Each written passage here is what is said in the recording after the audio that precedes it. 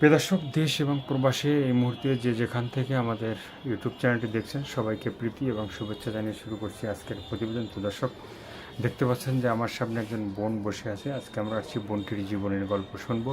তার জীবনের যে ভালো লাগা, ভালোবাসা, সুখের দুঃখের, কষ্টের কথাগুলো আমরা একটু শুনতে চাই, জানতে চাই। আপু, আসসালামু আলাইকুম। ওয়ালাইকুম সালাম ভাই। কি নাম ভাই? আমার নাম সালমা আক্তার। সালমা আক্তার। আপু কি ভালো? হ্যাঁ, আল্লাহ রাখছে ভালো। আপনি ভালো আছেন? জি আলহামদুলিল্লাহ ভালো আছি। তো আপু, এই যে ভিডিওর সামনে আসলেন কিসের জন্য, কেন, একটু যদি বলেন। কিসের জন্য ভিডিওর সামনে আসছি? আরও একবার ভিডিওর সামনে আসছিলাম, কিন্তু সব ভাইয়েরা শুধু খারাপ কথা বলে, ভালো কথা কোনো ভাই বলে না। কিন্তু একটা মেয়ে যখন সহ্যর বাহিরে চলে যায়, তখন মেয়েটা মান সম্মান ইজ্জত ধুলোয় মিশিয়ে লাস্টে ইউটিউবের চ্যানেলে আসা গিয়ে যায়। মানুষের সাথে কথা বলে যদি কোনো ভাই একটু পাশে থাকে, কোনো ভাই একটু হেল্প করে, সেটা নিয়ে বেঁচে থাকবো। আর মানুষের বাসায় কাজে যাইতে মন চায় না, আর হাজার হাজার মানুষের সাথে কথা বলার মন চায় না। কিন্তু প্রতিবেদনের চ্যানেলে অনেক ভাইরাই বলে তোমরা খারাপ, তোমরা একজন খারাপ হলে 10 জনের নাম পড়ে। কিন্তু ভাই, তোমরা 10 জনের সাথে কথা বলে দেখো, খারাপ ভালো কথা না বললে বুঝবা কিভাবে?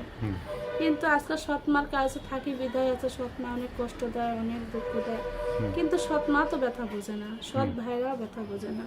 লোকের বাসায় কাজ আর কত করবো? কাজ না করলে ভাই পেটের ভাত জুটাতে পারি না, ঘর ভাড়া দিতে পারি না। আল্লাহ কি সারা জীবন যে এইভাবে রাখবে সেটাও জানি না, কিন্তু তারপর তো নিজের স্বাধীন মতন চলার জন্য চেষ্টা করি। কিন্তু ইউটিউবের চ্যানেলে আসি, কেউ ভালোবাসার আশা দেয়, কত কিছু বলে, তারপরে মাঝখানে কিছুদিন কথা বলে সেও চলে যায়। তাহলে এরকম প্রতারণা করে ভাই জীবনে তো চলা যায় না। তাদের আশা ভরসা নিয়ে বলে, একটা কিছুদিন আগে একটা বাসা কাজ করতাম, আমাদের বলে তুমি আর কাজে যেও না, তোমার খাওয়ন পড়ন পুরো কষ্ট আমি দেবো। তো তাকে আমি বিশ্বাস করে বিধায় কাজে যাই নাই। সেই মানুষ আমার এদিকে চাকরিও গেল, এদিকে সৎ মার হাতে মার খাইয়ে দিয়ে পরে অবশেষে কোনোটাই আমার হলো না। পরে অবশেষে আবার কাজে চলে গেলাম। কাজে না গেলে তো পেটের ভাত জুটাতে পারবো না, আমার অবশ্যই কাজ করেই খাইতে হবে। তারপরে ওখানে আবার প্রতিবেদনে আসছি যে মনে বুঝ দিয়ে বলছি যে পৃথিবীর মধ্যে ভালো একজন আছে, ভালো না থাকলে পৃথিবীটা চলতো না। যত বড় দিনের ভিতরে 2-1 ভালো আছে, 2-1 ভালোর জন্য আমি আবার নতুন করে ভিডিওতে আসছি।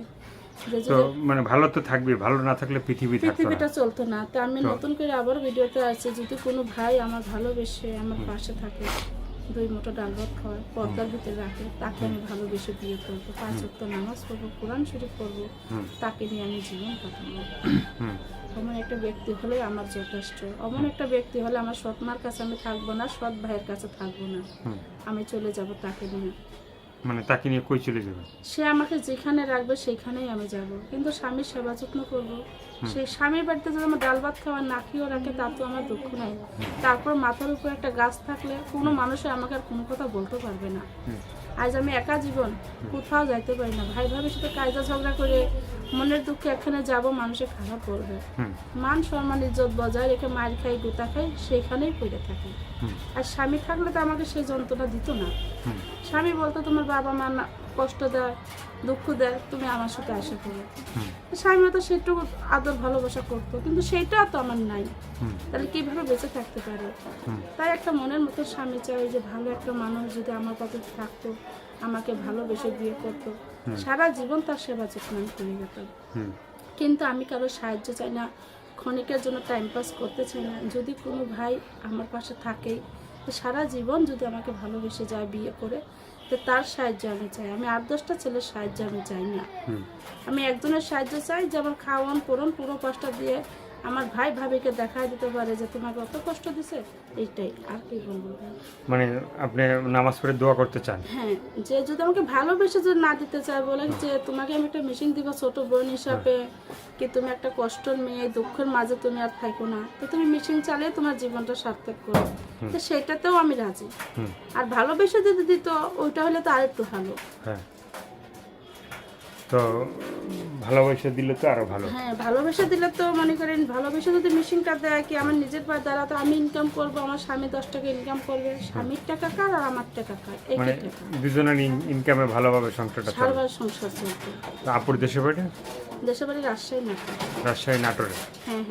তো এখন যারা আপনাকে ফোন দিবে, কথা বলবে, হ্যাঁ, তো অনেকে বলে যে ফোন বন্ধ থাকে, মানে ঠিকঠাক মতো কথা হয় না। ফোনটা বন্ধ থাকে এটার জন্য যে মানুষের বাসায় কাজ করি, সময় পাই না। আর যদিও একটা পয়সা মোবাইল নিয়ে আসি তো মানুষের ডিসপ্লেটা নেই, নাম্বার দেখা যায় না, সাইলেন্স হয়ে থাকে।